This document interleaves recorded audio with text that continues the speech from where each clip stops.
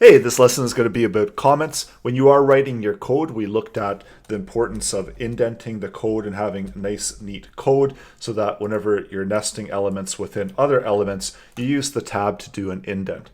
There's also an ability within HTML to write comments, and commenting within code is really useful. It's really good practice to add comments. So comments are not displayed in the browser, but they can help document your HTML source code.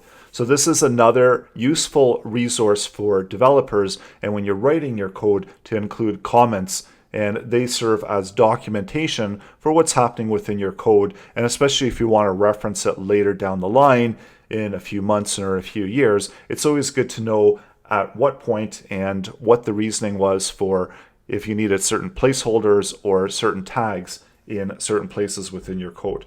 So I'm going to add in comment, and the comment is added in by the less than sign, the exclamation mark, dash, dash, and you can see that brackets grays out all of the information, and then you just write comments, and then dash, dash, and the greater than sign in order to close the comments. The comments are not going to appear anywhere on the web page, so it's not visible to the user, and this is another formatting and documentation option that you can do in order to better document your code.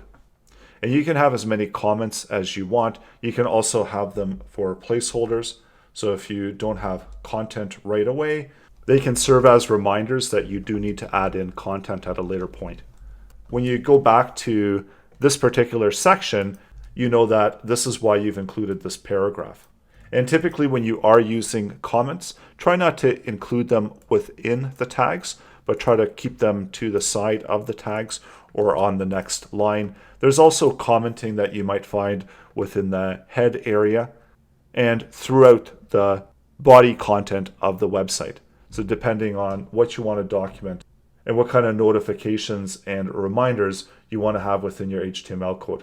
Also, comments can go across multiple lines. So you can have comments and you can have multiple lines of comments and add as many comments as needed. And then when you're done commenting, then you just do the dash dash greater than sign.